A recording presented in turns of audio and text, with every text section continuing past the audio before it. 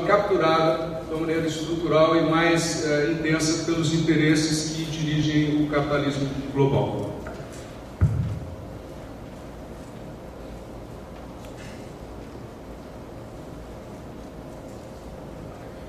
Bom, os efeitos para o Brasil, entendendo que a crise atual ela vem sendo bastante discutida.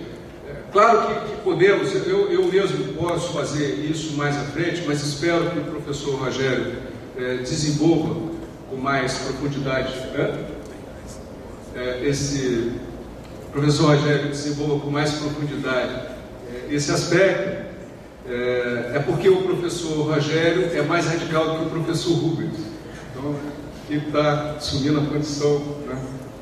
Então o professor Rogério vai desenvolver esse ponto, mas aqui os efeitos, né, para o Brasil da crise. Desenvolvimento brasileiro é subordinado no plano estrutural de configuração do capitalismo contemporâneo. A subordinação se expressa na dinâmica combinada da economia desenhada por um mecanismo macroeconômico global. Há engrenagens que vinculam a economia brasileira a esse mecanismo. Os principais são as contas públicas e os fluxos em divisas, ou, se quiser, a configuração que aparece fenomenicamente no âmbito do balanço de pagamentos e é tratada, por exemplo, pela CEPAL como a inserção internacional.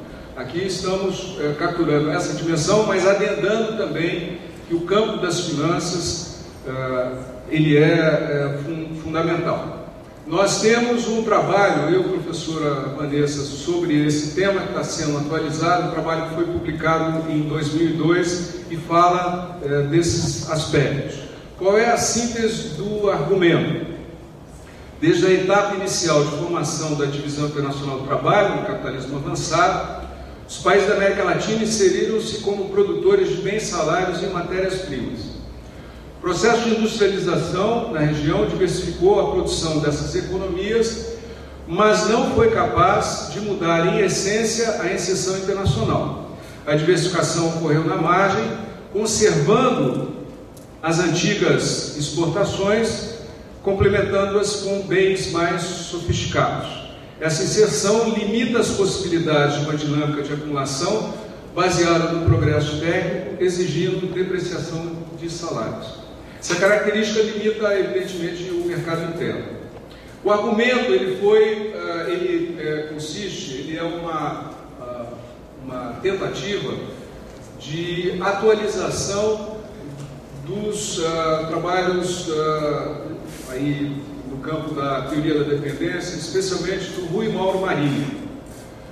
O argumento do Rui Mauro é construído em cima de uma categoria que configura para ele o capitalismo sui generis da América Latina, que é a categoria de superexploração da força de trabalho.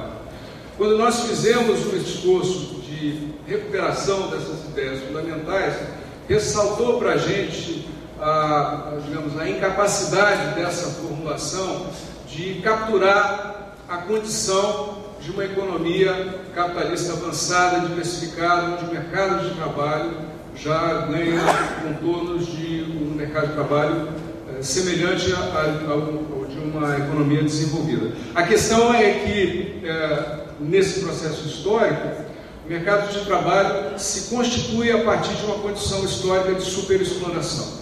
Então, a expressão empírica disso é que, nas várias categorias, né, em que o mercado de trabalho pode ser dividido, todas elas apresentam um nível de salários comparativamente menor do que aquele dos países desenvolvidos. Então essa é a condição de atualização que está merecendo aí o nosso trabalho, mas é parte dessa síntese do argumento. Condição diferenciada da economia brasileira no contexto da América Latina lhe confere um grau de autonomia comparativamente maior. Contudo, o porte da economia conforma vínculos de interesses entre as unidades de capital muito maiores do que aqueles que existem em países menores. Por exemplo, não há como comparar a condição brasileira com o Chile, por exemplo, que é normalmente utilizado como país de referência para se criticar muitas das posturas da política econômica brasileira. Além disso, a dimensão dos fluxos financeiros e comerciais são comparativamente mais fortes, de modo que mudanças estruturais são mais difíceis. Aqui, pegando uma dimensão ainda da teoria da dependência, o ponto é que, por exemplo, a crítica que Fernando Henrique Cardoso faz no seu livro clássico, A Teoria Cepalina, ele aponta o economicismo da CEPAL, caminha nesse sentido. Ele fez uma pesquisa com o empresariado nacional, que foi publicada em livro, mostrando que o interesse da burguesia brasileira, naquele contexto histórico, era fundamental, porque havia o diálogo do caráter revolucionário que a burguesia brasileira poderia conferir ao desenvolvimento brasileiro. Aí ele mostra que a burguesia, os interesses da burguesia nacional já se apresentavam internacionalizados.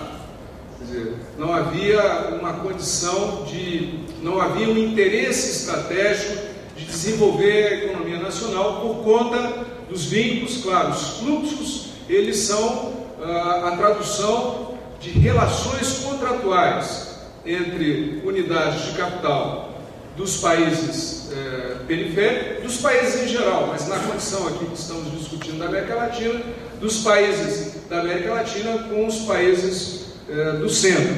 Então, neste caso, é uma questão que vem sendo discutida por alguns companheiros da ANGE e da CEP, a dificuldade de realizar uma política nacional transformadora. Essa dificuldade está justamente ligada a esse vínculo estrutural que a sociedade brasileira apresenta com as sociedades dos países mais avançados. Muito bem. A pesquisa mais ligada, digamos, a um aspecto da macroeconomia, ela queria detalhar um pouquinho mais isso, né, que me parece um ponto interessante para se discutir, que vai se somar, eu espero, com a exposição que o professor Rogério vai fazer depois. Então aqui, ó, mecanismo macroeconômico e engrenagens. Evidente que aqui está por detrás uma leitura das transformações do capitalismo dos anos 70 para cá. Embora a gente faça referência, eu mesmo uso bastante autores como o David Harvey, em algum grau o François Chenet, não é? E outros autores que desenvolvem essa apreensão do capitalismo na Europa, especialmente, não é? E no caso do David Harvey também nos Estados Unidos. É importante fazer menção que, talvez pela minha própria formação, me doutorei em Campinas, que aqui me vale muito das ideias do professor Luiz Gonzaga Venuso. Me parece que tem alguns trabalhos fundamentais de apreensão digamos assim, das transformações do capitalismo dos anos 70 para frente. Acho que é quem melhor apreende essa natureza, né, do que seria o capitalismo financeirizado. Vai mostrando como esse processo histórico vai alterando e criando isso que aqui a gente está chamando de mecanismo, né, macroeconômico global, e dentro dele o que seriam as engrenagens, que são correias de transmissão das economias que estão dentro das economias nacionais. Então, pegando aqui o que está sendo exposto: mecanismo global estrutural de determinação das políticas macroeconômicas nacionais, funciona como uma superestrutura financeira aos mercados financeiros nacionais, que operam como engrenagens de transmissão de impulsos do mercado financeiro americano, sobretudo. As engrenagens são vínculos, como se fossem correias de transmissão, entre as variáveis macroeconômicas das economias nacionais, que no seu conjunto configuram um mecanismo. Os operadores desses mecanismos são os investidores de grande porte nos mercados internacional e nacional, incluindo os bancos internacionalizados, os investidores institucionais e as grandes corporações, os dirigentes dos órgãos multilaterais especializados em questões de macroeconomia, as agências privadas de cálculo de risco de crédito e os gestores das contas públicas nacionais. A professora Maria da Conceição Tavares talvez tenha sido a pioneira no Brasil, eu pelo menos não conheço outra pessoa apontar, que os gestores das contas públicas, junto com os presidentes dos bancos centrais, se tornam, digamos assim, as funções-alvo da banca internacional. Os interesses dessa macroestrutura se expressam particularmente nesses dois cargos, nesses dois âmbitos, e me parece uma expressão empírica daquilo que estamos aqui colocando. A superestrutura financeira e o seu mecanismo de financiamento admitem especificidades nacionais. Aí aponto esse trabalho que a gente fez em 2002, em que a gente mostra detalhadamente como esses mecanismos operavam nos anos 90 na economia brasileira. Para além de mostrar a flagrante subordinação da política econômica brasileira aos desígnios dos operadores do mecanismo global, o artigo realça a existência de custos de reversão, isto é, mostra que a manutenção da engrenagem não ocorre apenas pela confluência de interesses dos operadores, mas também pela existência de custos objetivos de mudanças. Quer dizer, alterar, confrontar os interesses que estão postos nessa macroestrutura é difícil e apresenta efeitos na economia nacional, e vocês se lembram, na primeira eleição do governo Lula, isso se apresentou como uma estabilização da economia interna, esse crescimento dos níveis inflacionários, né? Uma leitura diversa das agências privadas de cálculo de risco. Então a ideia de que a economia brasileira, no limiar de uma mudança, poderia apresentar riscos importantes para a sociedade brasileira.